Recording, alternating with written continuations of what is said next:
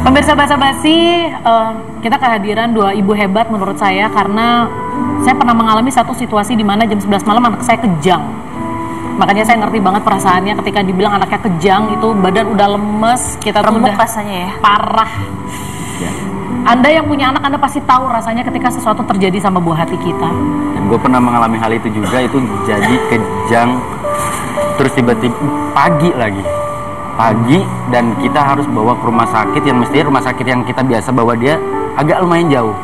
Itu nah di perjalanan itu anak gue udah lemes, maksudnya kita yang dan yang paling ngeri kan lidahnya ini loh harus diganjel karena kalau enggak gigi terlalu kenceng kan bisa putus.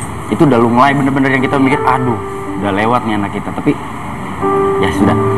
Intinya saya mau tanya nih, sebenarnya proses recovery yang sekarang berjalan seperti apa? Apakah memang semua sudah selesai? Alhamdulillah anakku bisa dikatakan speedy recovery ya. Dia anak yang sangat spesial buat aku karena he is a fighter gitu. Dia fight gitu melawan karena ya alhamdulillah saya juga diberikan kekuatan oleh Tuhan ya untuk saya selalu berusaha kuat. Tadi benar saya tidak pernah mau coba nangis di depan anak saya. Artinya saya cuma berpikir saya harus kuat dan saya harus punya faith dan keyakinan untuk bahwa dia sembuh. Jadi saya mencoba memvisualisasikan di pikiran saya dia akan sehat, dia main lagi dengan kakaknya dan lain sebagainya untuk supaya dia juga semangat gitu. Dan kita terus bisikin, nggak pernah berhenti bahwa kita pengen kamu pokoknya main sama kamu lagi, kamu tetap sehat, kamu kuat ya nak, segala macam. Pokoknya kata-kata yang positif terus saya sebutkan di kupingnya gitu, di telinganya. Dan alhamdulillah memang diagnosa hasil patologi daripada tumor setelah dia diangkat di operasi itu memang choroid plexus papilloma. Itu jenis tumor jinak.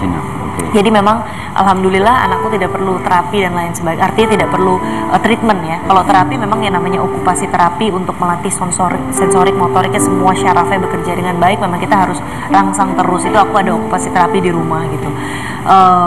Cuman memang ya yang membuat kita juga agak shock lagi ya, artinya 2 bulan setelah operasi kan kita MRI lagi dan ternyata memang masih ada sisa. Dan di sini lagi kita juga masih harus observasi lagi, nanti aku 2 bulan ke depan aku harus MRI lagi untuk mengetahui bahwa bagaimana tindak selanjutnya, bahwa apakah ini growing, apakah ini katanya ada yang memang tidur, tumornya tidur aja.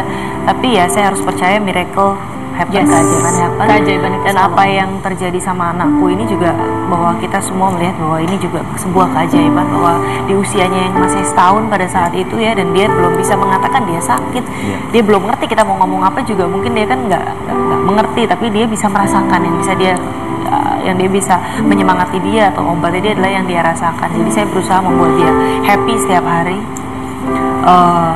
Dan dia sekarang ini terus berdoa ya, ikhtiar, dan saya kasih dia madu kurma sama kurma nabi aja setiap hari biar dia fisiknya kuat. Baik. Tapi 2 benang merah yang saya lihat di 2 ibu yang luar biasa ini, walaupun mereka penuh kepasrahan tapi ada ikhtiar di situ. Dan harus punya faith di dalam hati ini, kita harus punya keyakinan, dan memang itu yang susah kadang-kadang. Benar. Kadang-kadang kita udah, apalagi ada dengan kata-kata dokter yang kadang-kadang buat down juga kan.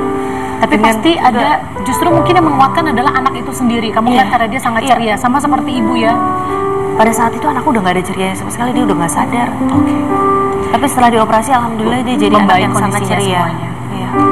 Nanti kita akan balik lagi pemirsa, jangan kemana-mana, tetap di Basa-Basi, bahas sana bahas ini.